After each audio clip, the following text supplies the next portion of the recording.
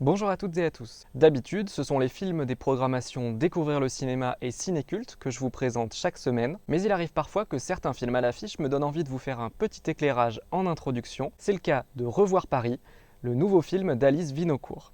La réalisatrice en est à son 4e long métrage. Le précédent, c'était Proxima, un film présenté il y a bientôt 3 ans au Festival du film de Sarlat, en présence d'Alice Vinocourt. La réalisatrice change radicalement d'univers de fiction à chacun de ses films, mais s'intéresse souvent à des personnages féminins au destin extraordinaire. Dans son premier film, il s'agissait d'Augustine, interprétée par la chanteuse Soko, une patiente d'un grand professeur de médecine de la fin du 19e siècle qui servait de cobaye malgré elle. Dans Proxima, c'était Sarah, jouée par Eva Green, une spationaute qui s'entraînait avant de partir pour son premier voyage dans l'espace. Et dans Revoir Paris, c'est l'histoire de Mia, interprétée par Virginie Efira, une traductrice qui se trouve un soir banal de novembre à Paris, à aller manger seule dans une brasserie et à se trouver, bien malgré elle, au milieu d'un attentat.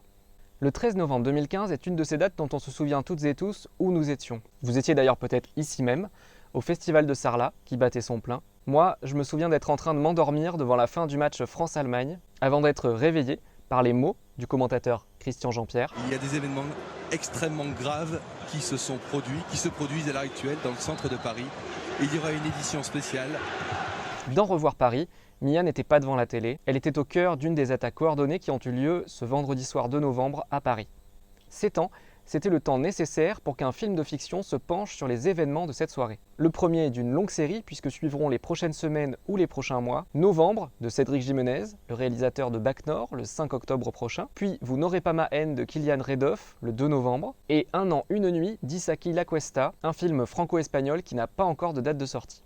De manière assez similaire, il aura fallu attendre 5 ans après les attentats du 11 septembre 2001 pour que le cinéma américain commence à en faire des sujets de films. C'est en 2006 que sont par exemple sortis Vol 93 de Paul Greengrass, l'histoire des passagers de l'avion destiné à s'écraser sur la Maison Blanche et qui a fini sa course dans un champ en Pennsylvanie, et World Trade Center d'Oliver Stone, dont les deux personnages principaux sont des policiers coincés sous les décombres de l'immeuble new-yorkais.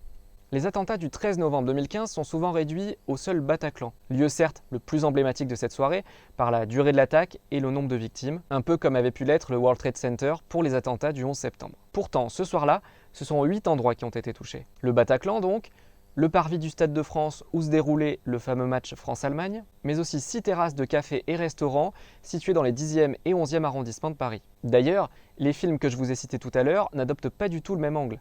Novembre parle de la traque des terroristes après les attentats, alors que Vous n'aurez pas ma haine et Un jour une nuit se focalisent chacun sur une victime du Bataclan. C'est d'ailleurs aussi un choix qu'aurait pu faire Alice Vinocourt, puisqu'il se trouve que son film part d'une situation vécue. Son frère était dans la salle de concert ce soir-là, elle parlait avec lui par SMS et il s'en est sorti. Mais elle a fait un choix différent, celui de se focaliser sur une des victimes des restaurants. Les attentats du 13 novembre 2015, dont le procès hors norme s'est achevé en juin dernier, ce sont 130 morts, plus de 400 blessés et un nombre incalculable de victimes, comme Mia.